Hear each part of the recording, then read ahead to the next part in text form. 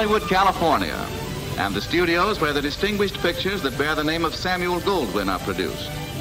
Such films as The Best Years of Our Lives, winner of 9 Academy Awards. It was in these very studios that we recently tried to make a trailer for a new and wonderful picture called The Bishop's Wife. You know what a trailer is. One of those little films you see at your theater which shows you scenes from some big picture that's coming soon. Well, we made the big picture, and it's on its way. But something happened to the little one. It was on the day we finished all work on The Bishop's Wife. The stars were on their way home. Well, looks like it. Yes, great job, Loretta. Goodbye, Gary. It's wonderful working with you. Goodbye, David. See you very soon. Very soon, I hope. Goodbye, David. See you tonight. Oh, that's right. Whoa! What? What about the trailer? Trailer? I forgot all about it. Well, they must be set up somewhere. Where are they? Say 6. No, I think they're on 8, David. 8? Oh, yes, go. Come on. Just a minute, folks. I'm sorry. Can't go in without a pass. Oh, well, you see, we work here. That is, we just finished over there. Now we... All right, so you're finished. There's no one stopping you from leaving. But you don't understand. We still have to make the trailer. Well, I'm sure you wouldn't want to stop us from telling people about a great picture like The Bishop's Wife. Have you seen it? Well, no, not exactly, but... Then how do you know it's great? Well, we had a lot of fun making it, and that's always a very good sign. Well, look, maybe so, but I'm new here. I don't know you folks, unless you got a pass. I'm David Niven, and I play the bishop. And I'm Loretta Young, and I play the Bishop's Wife. And I'm Cary Grant. I play... Oh, that's right. Yeah, wait a minute. What's the matter? Well, nobody's supposed to know what part I play until they see the picture. Then what do you need of the trailer? Well, we'd like folks to come in and see the picture. It's very fine, and it's quite the most unusual picture Sam Goldwyn has ever made. Oh, yeah. It's full of surprises. Oh, please. Well, if you put it that way. Thanks, officer. I got an idea. What? The bishop's wife is different. Let's keep it that way. Let's have no trailer. David, a picture without a trailer? No, that's it. Why take all the wonderful surprises out of it before people see it? All right, sold. No trailer. No trailer. Oh, wait a minute. Goodbye.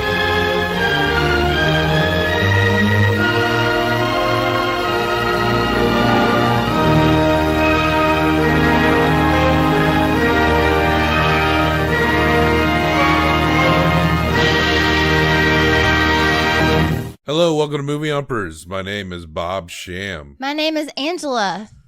The sounds you hear may be wassailing or the sound of an angel trying to fuck your wife.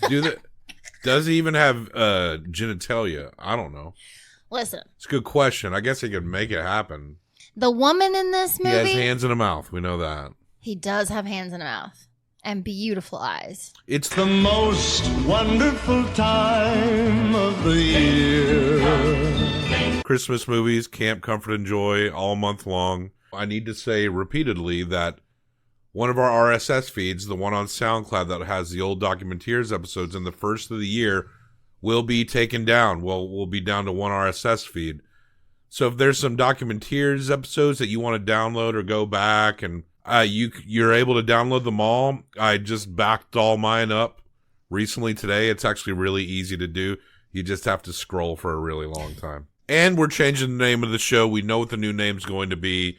But we're not going to tell you yet. And you're going to love it, I swear. I think we'll do a podcast announcement for the new name on the Sunday, the week of Christmas. And maybe on that Monday episode, we'll formally announce on the YouTube channel what the name will be. Cool. So not on Christmas, because everyone's going to get to those later, because everyone is understandably busy. But a few days before Christmas, yes. We were talking about angel genitalia, hands and mouth. Did And I interrupt said you? beautiful eyes. All right, we're talking about the classic film, The Bishop's Wife from 1947, directed by Henry Koster. Written by Leonardo Bercovici, Robert Sherwood, based upon a novella by Robert Nathan. I haven't looked deeper into this, but Wikipedia claims that Billy Wilder and Charles Brackett were uncredited writers on this script. Okay.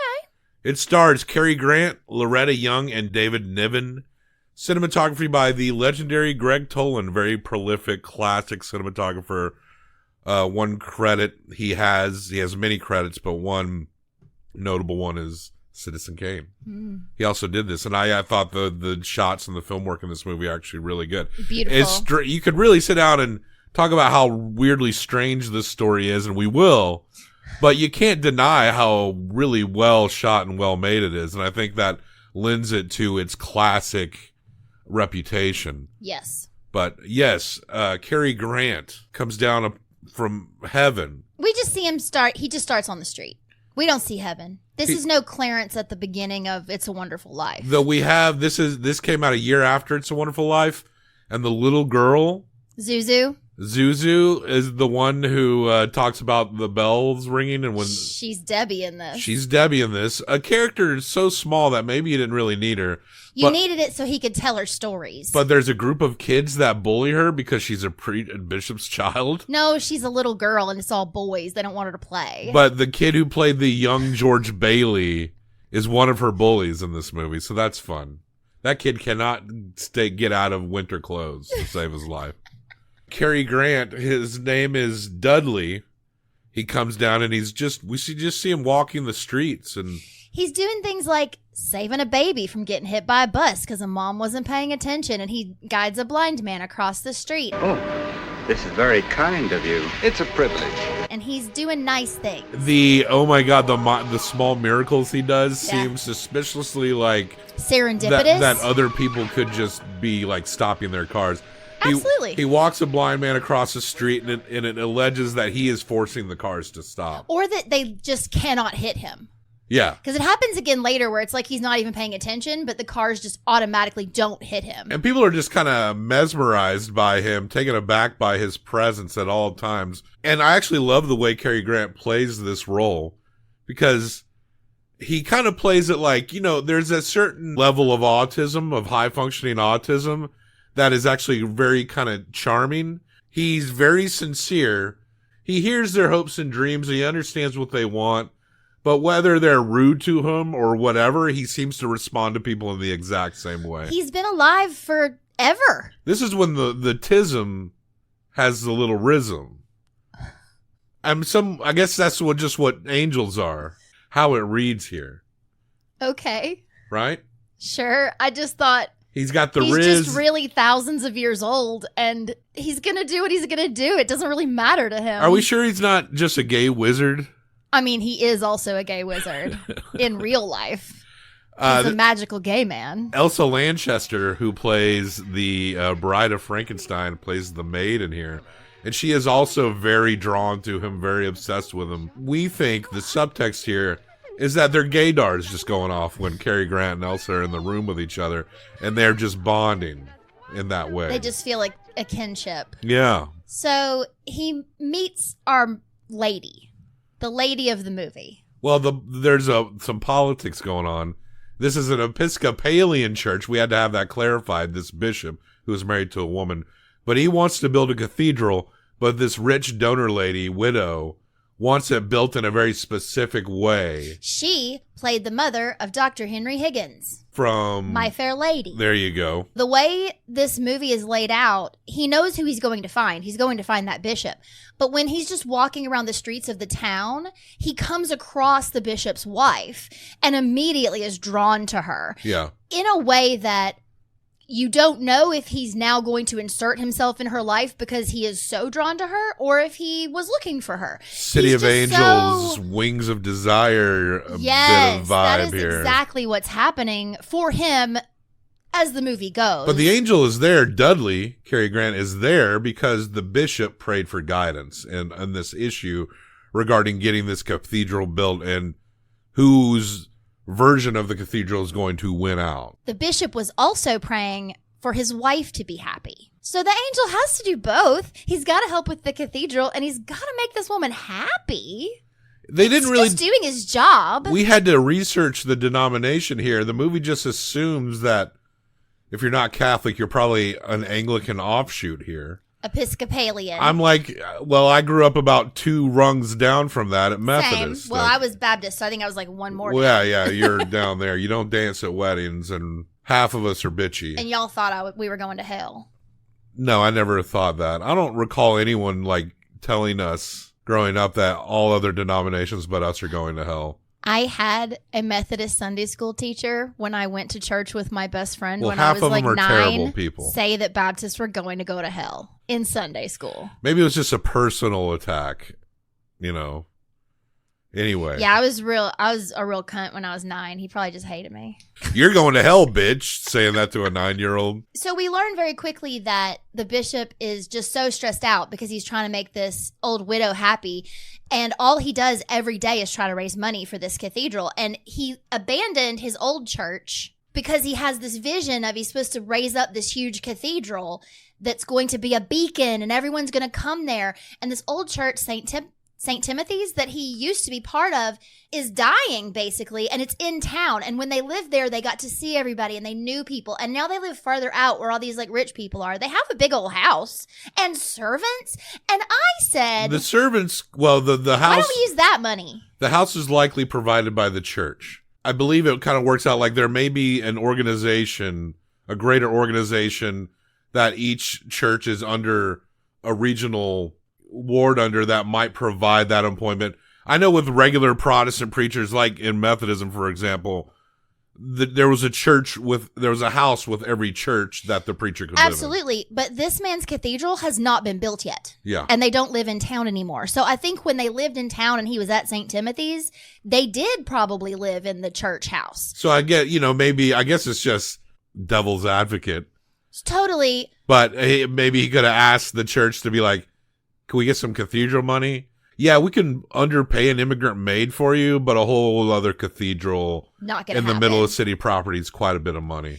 This woman, his wife, Julia, is so in love with him and believes so much in what he's doing, but she is worried about him and she is afraid that he is changing so much that they're not going to be able to ever get back to happy. Well, Dudley confronts the David Niven's character, Bishop Henry, and tells him straight up, I'm an angel. You asked for help. I? Who told you I asked for help? Well, you were known to be a good man, Henry, and you were heard. I was instructed to come here in answer to your prayer. Who are you? I'm an angel. I beg your pardon? I'm an angel. No wings at the moment, but... You're an angel. Oh, I knew it. I've been working too hard. We see a lot of the back at Cary Grant's head. He just makes his delivery with his little smile. And everything is just about everyone reacting to him, whether they know why they're reacting to him or they're just completely confused by his presence. Yeah, and the bishop doesn't believe him, and he understands that the bishop doesn't believe him, but he also says, yeah, but if anybody's gonna believe, it would be you, right? You're a man of God. I'm an angel. And they talk about things, but when he tries to tell anyone else that Dudley's an angel, he gets interrupted. Dudley won't let him tell anyone else. He's the only one who's allowed to know because he's the one who prayed for him to come, and that's who he's helping. The Bishop Henry wants some confirmation, and he's like, well, make the cathedral up here on the hill. And Dudley's response is, well, if I did that, how are you going to explain that just a house is suddenly there? But it's a miracle. But it's a miracle. We know now Dudley never came there to build a cathedral.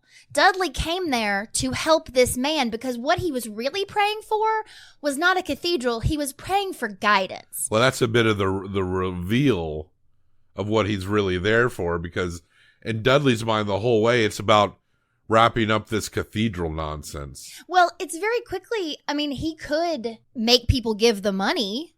There's a lot of things he could do to make it happen really quickly, but he doesn't. But it seems like the money's the problem because he's beholden to the bigger donor. Yeah. He can't get money from somewhere else. If he could just get a bunch of money.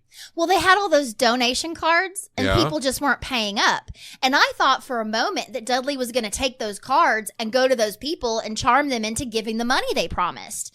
But no, he just organized them and then he took Julie out to lunch. Maybe it didn't add up to what he needed still compared to the big donor. Okay. But he thinks it's just all about the cathedral. But no, of course, it's about giving and being a good human being. This movie is really old, Bob. It's okay. I don't think I ruined anything. It's an angel movie. You spoiled it. It's an angel movie. You already said that he's going to want to fuck her. Oh, yeah. That doesn't come till the end either. Well, who doesn't? Have you seen her? Couple. I know they're not a couple. She's married to the bishop. But when Dudley and Julia are together. Do you think he catches it like doggy? Do you think he gives back shots, or is it straight like... Well, we said we don't even know if he has genitalia, so I don't know. No, I'm talking about the bishop and his wife. Oh, straight missionary. Just that? Yeah, I bet her mouth hasn't even ever touched his penis. I know. What if he never even like did a thing where he flipped her to the side and put her one leg over the shoulder? No, because later there is a point where he tries to compliment her. What's that you're humming? Oh, I don't know, dear. Is it anything? That's rather gay. Well, I feel gay. Hell yeah.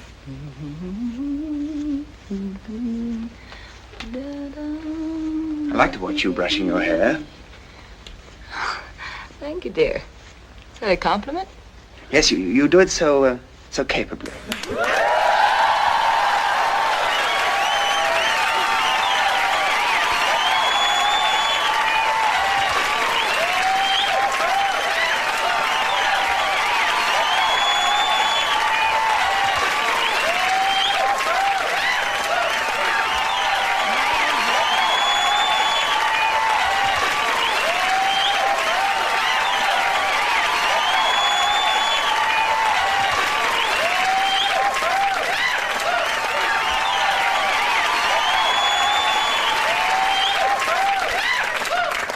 Thank you.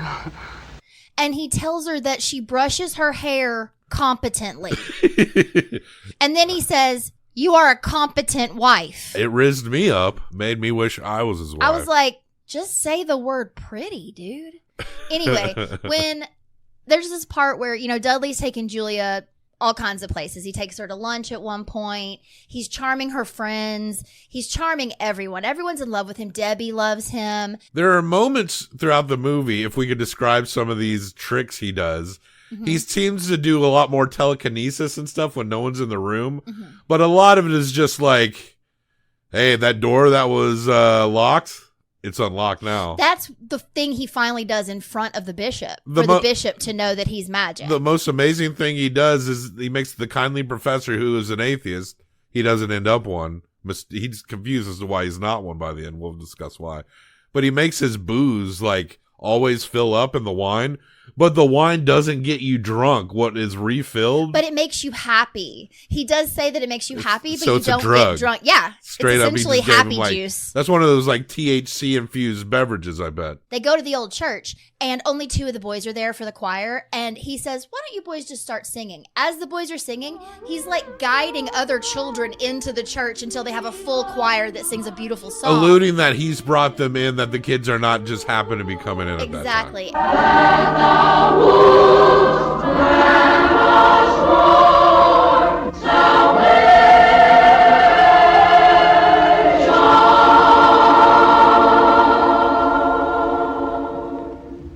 And then they get in this cab, and they're not in a hurry to go anywhere. So they end up at this ice rink, and they convince the cabbie to also get out of the cab and come skating with them. And he makes both of them great at skating.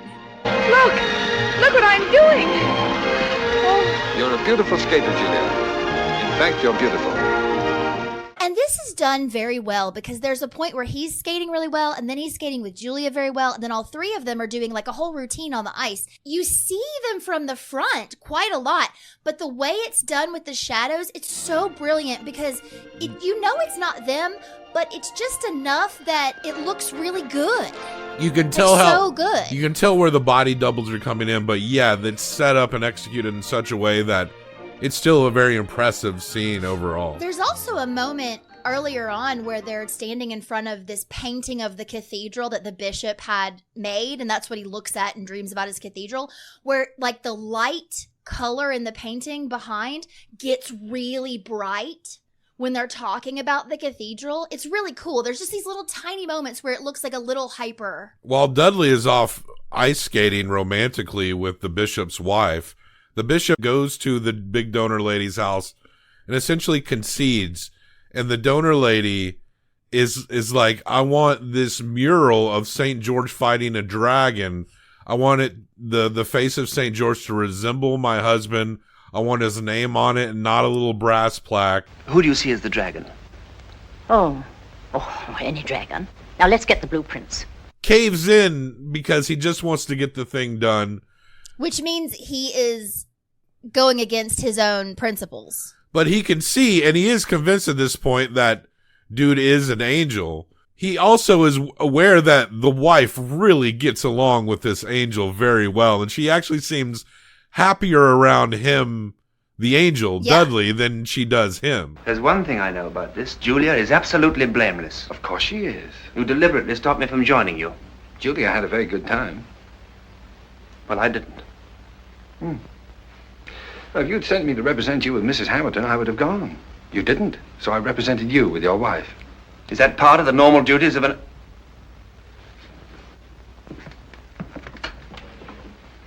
of an angel? Cary Grant and this woman, I can't remember her name, when they are together, Loretta Young.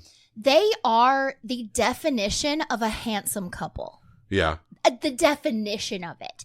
There's this one hat that she's always looking at in this window. It's the first time he sees her, she's looking at this hat and she wants it so badly, but they don't have money. He goes in before they go ice skating and it's getting pulled out of the window and this person has it on and they go in and he just does this little thing where he like leans down and he looks at the lady, the rich lady in the mirror, and he goes, and she's like, oh no, this is not for me. And then he buys it, or they buy it. He doesn't have any money, but he gets stuff. So Dudley goes to the donor lady's house, happens to find a piece of music by her one true love who wasn't her husband.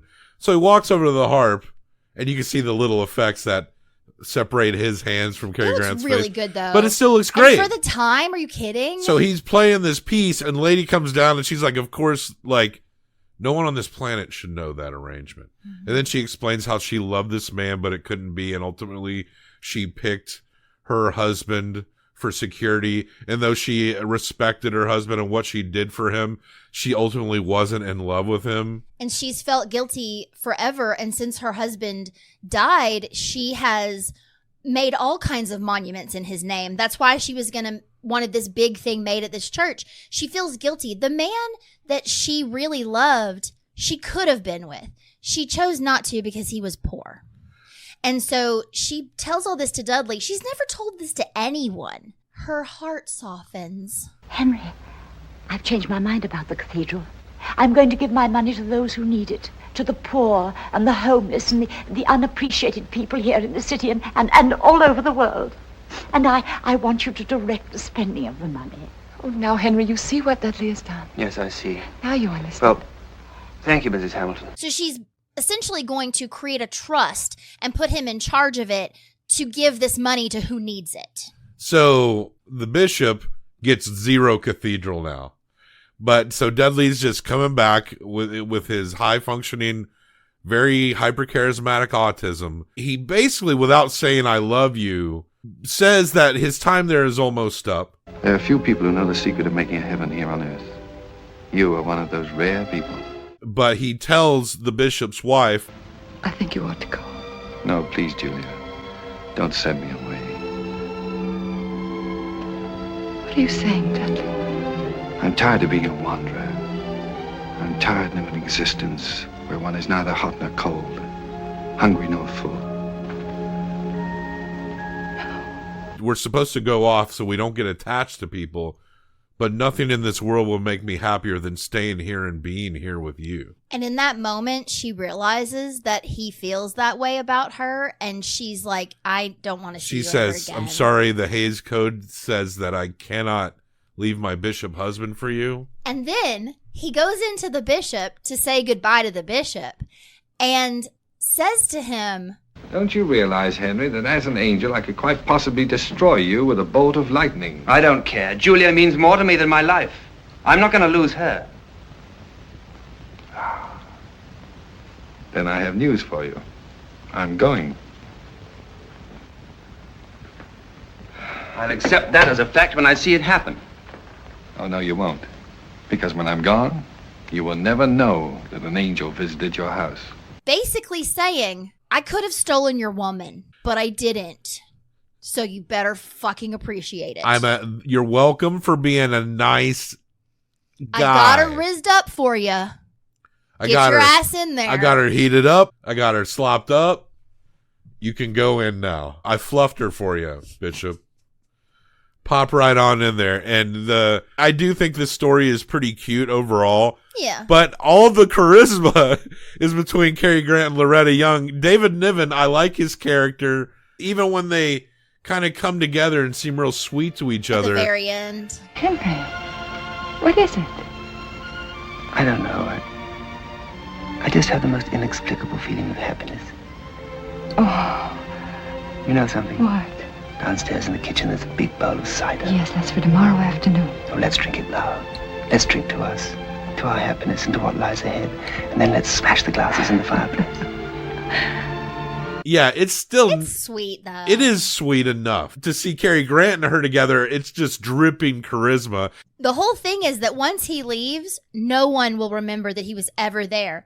Elsa Lancaster's not going to remember Julia, the bishop, the widow, The professor. And so it ends on, they're all going back to the original small church, St. Timothy's, where he's now going to go back to and preach there. He's preaching there. The sermon he ends up giving is the sermon that Dudley wrote. He doesn't know it, but he keeps reading it. It's not familiar to him because he doesn't remember Dudley. Dudley dictated the sermon and the typewriter typed itself. Oh, that was a magic. But the most fantastical things, no one's in the room for. Oh, no. At the very end, Dudley's standing outside the church, just kind of being happy that he did such a good job. And the atheist professor is going into the church and stops and is like, Why am I doing this? But he goes in. Because of the Endless Happy Wine. Do you think his Endless Happy Wine continued? I want to say, yeah. That thing became a true artifact in this whole movie, the Endless Happy Wine. That's the biggest evidence that something was happening, and he was showing it off.